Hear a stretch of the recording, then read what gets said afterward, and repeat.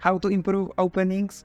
In this video, I will show you how to always develop rooks correctly. Today, we will try to get better at chess by understanding 5 rules to master rook development. And the first element I want you to remember is transition. Transition from the opening to the middle game. And the rule says, openings aim to move into the middle game with all pieces including rooks in play.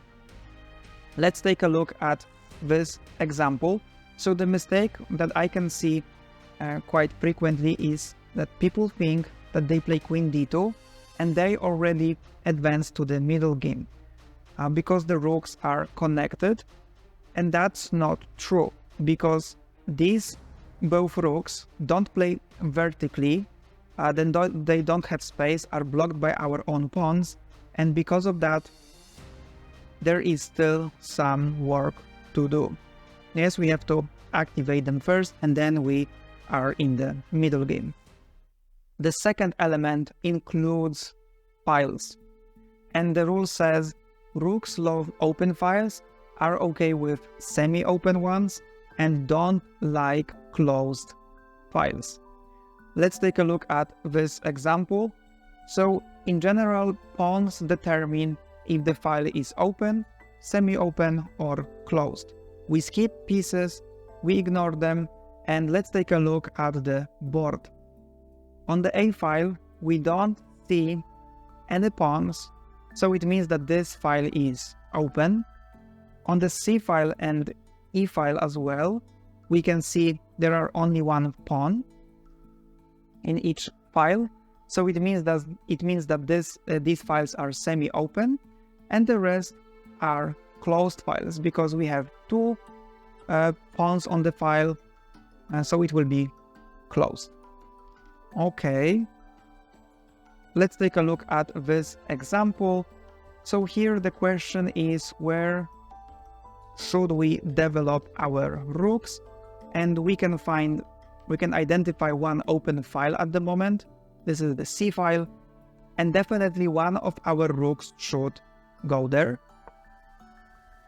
Even though there are some pieces on the board, we know that in chess pieces move very fast, so the bishop might jump to a d3, knight somewhere there to b5, a4, and the rook will start to play actively on the C file. Whereas if we move our rook to d1, for example, this is closed file, and even though it's on the same file with our opponent's queen, there might be no action on the d file for a very long time because these pawns are blocked and probably will not go anywhere. So this rook will be on this closed file, and might be on this closed file for a very long time. Another example, what we can see here is we have one open file, so it means that sooner or later one of our rooks should stay on this open file. Easy? I hope so, because we move on to the semi-open files. And here what we can see is that we have no open files at the moment, but we have 4 semi-open files. The E file, there is only this E pawn, D file, C file, and B file. We have 2 rooks that we need to develop, and we have 4 semi-open files. How to prioritize which ones we should choose. And what I like to do is I like to attack.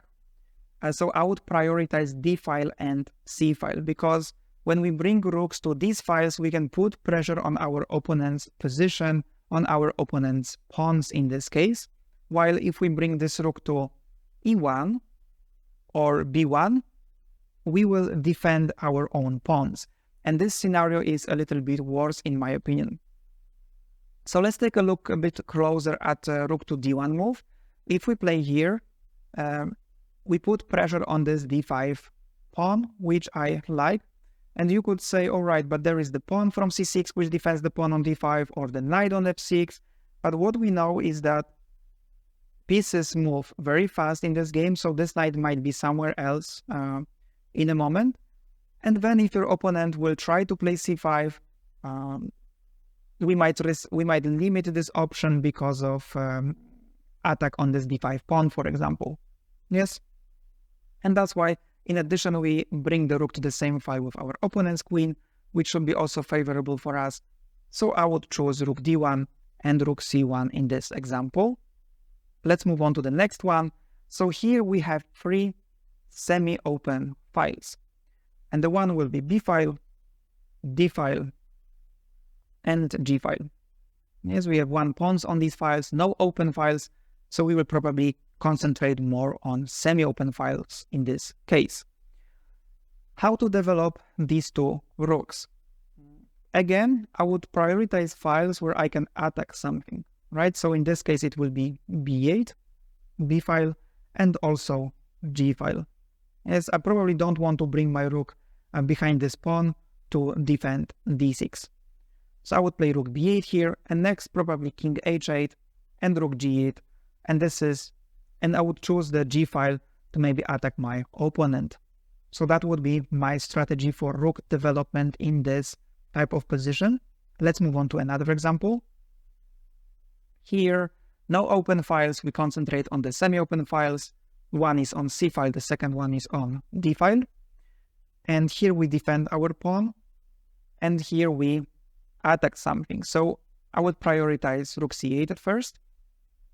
And next, I would think about bringing my rook to d8 because this is the semi-open file.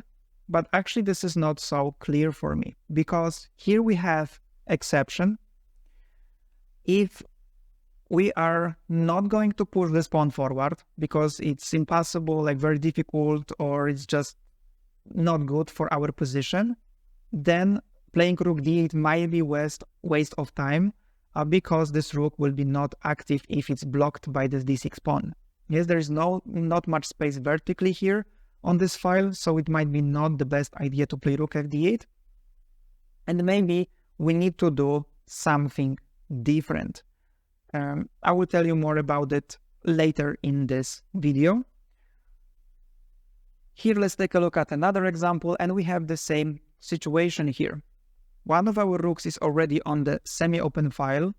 It's quite active, but what to do with the second rook? We have the e file or d file at the moment. And here is the semi-open file, so in general, we would prioritize this option. But the problem is that we will not push this pawn to e5 in the near future. At the moment, the square is well protected by 3 times by our opponent, and we support this only once. And also, this will be not good for our pawn structure in the future. So if we are not going to play e5, I think it might be better to play, for example, rook fd8, because we will have more space on the d file for our rook. And that's all for the semi-open files. So let's move on to the closed files. And here we can see that on the board we have only closed files. And sometimes what you can do in situations like that, you can push the pawn forward. And I classify this as the rook is developed already because we have some space vertically here. And it's important to have at least 2 squares in this situation. So if you play pawn to a6, for example, I would say that this rook is not developed yet. If you play a5, I would say that this rook is developed, but this is not a great development, right? This is the option that we choose if we don't have anything better. But what I like to do in situations like that is also finding pawn breaks. And this will be the third element that I want you to remember: pawn break. And the rule says in closed positions, look for pawn breaks to get rooks into the game. Let's take a look at this example. You might recognize that this is from the London system. We play as black. And in these structures, black plays quite often pawn to c5. And this is a pawn break. We challenge our opponent's pawn to open files or create some space. That's the strategy. And why do we play this move? Because if we decide to develop our pieces, normally knight c6, let's say he castles here, we play bishop d7, knight d2, what happens now is we look at the position and we can see that there is a small problem with developing our pieces. So of course you can play pawn to a5, like I said in the previous example, but this is acceptable, but it's not a great solution. So what I like to do in situations like that is I like to find pawn breaks. And here we have two pawn breaks, e5 and c5. Thanks to these moves, we can challenge this pawn, change pawn structure on the board, open files. And now the problem is that e5 is very difficult to create because this square is protected 3 times already. And if it comes to c5, it's blocked by our knight, so first we need to move our knight out of the way, and then we can push our pawn. The problem is that we don't have good squares for our knight, and it seems to be a little bit more complicated now. And that's why, if we go back to our previous position, that's why people start with c5, because now it's still easy to do that. And actually, we do that for our rook. Yes, we pressure the center, but we also create space on the queen side. And thanks to that, we will have at least semi-open file. So developing our rook will be much easier thanks to that. And we play pawn to c5, let's say knight d2, knight c6 castling, we develop the bishop, the opponent develops the rook, and now we can play rook c8. So like you can see, we don't need to start with taking the pawn on d4, for example, and then he captures, we can see, okay, semi-open file, I bring my rook, or here he takes with the c-pawn, so we play rook c8, and now we have open file. We can start with rook c8 because it's guaranteed that there will be some action on the c file. Or we will take it later, or our opponent takes this. This is unavoidable, and the rook will be in a good place. And later, what we need to do is we need to develop the queen and the rook. And let's take a look at another example. So here, we also think about rook's development. All the files are closed, so we want to concentrate on pawn breaks. And I can see the 3 pawn breaks in this position. One is f5, attacking this pawn, c6, attacking d5 pawn, and b5, attacking c4 pawn. Like you can see, when we think about pawn breaks, right, we concentrate on the opponent's pawns that already moved, right, are advanced, because it's the easiest for us, it will be the easiest for us to attack them.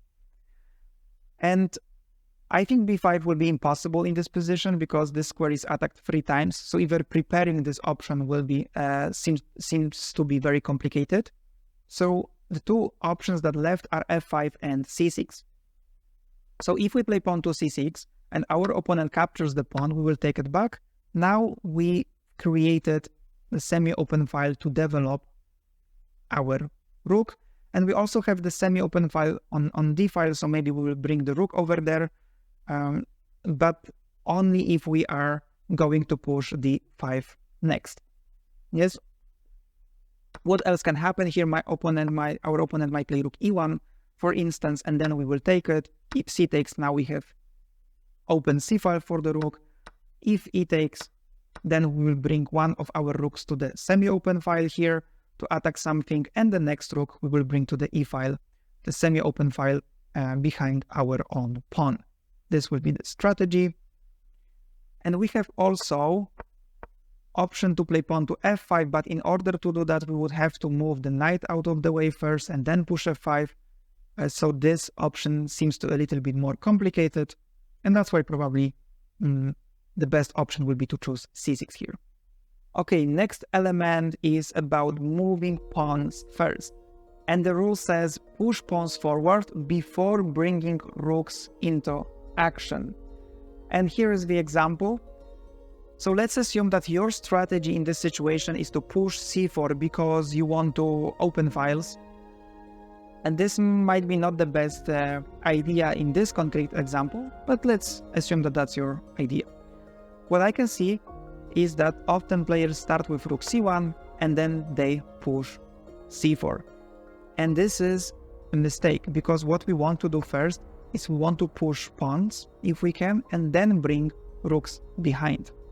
So in that case, I would start with c4, takes, and now I would bring my rook to c1 next. Okay, why is this important? There are two reasons. Because first, if you play rook c1, and your opponent knows that you want to play c4, he will play pawn to b5. At least he has option like that to stop your plan. And now you wasted time because you will not play c4 and you didn't improve your rook at all. Actually, this rook has even less available squares at the moment, so it might be even worse. The second reason behind it is that I know that after playing rook c1, you want to play c4 next. And you know that as well, and your opponent knows that as well. So like you can see, your strategy is super visible, and this is not the best option for us. In addition, if you play rook c1, next you have to play pawn to c4, right? You are quite committed to that move. But if you play c4 first, then we have more options, because no one said that you will play this rook to c1. That was your initial idea, but maybe something will change on the board. And you will bring your rook to the d1, d5, which is also open, so we have more options. And let's take a look at another example. So here we have one semi-open file, h file, but there is of course nothing interesting for us to do. And let's assume your strategy will be to push e4 in order to create more files, more space for you.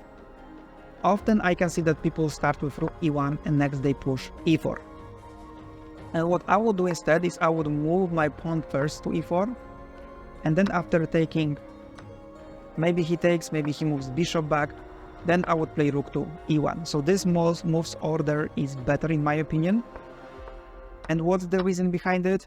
If you play rook e1, your opponent knows that you want to play e4, and you probably should do that, otherwise this rook doesn't have much space, so you didn't improve your position too much. So if you don't play e4, it would be waste of time. And the second thing is that he knows that you want to push e4 next, right? Your opponent.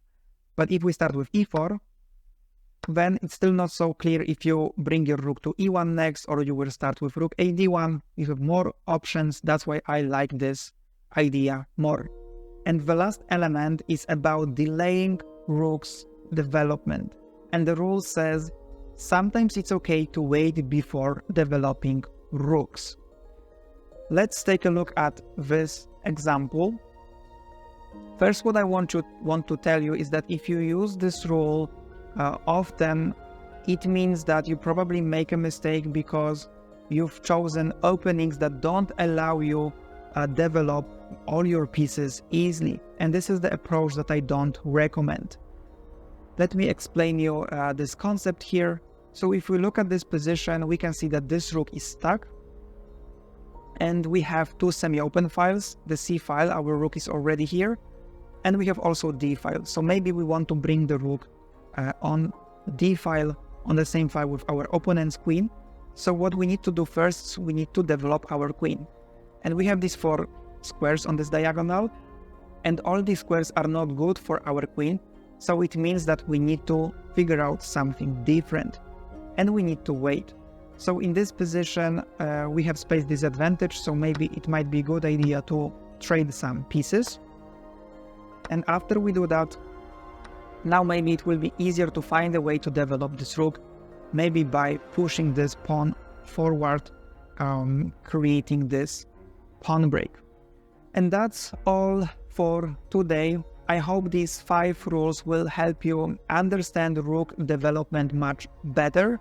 And if you want to improve your openings further, I strongly encourage you to check out my episode about 5 bishop rules that every player should know. Thanks for watching this video, have a great day, and see you next time.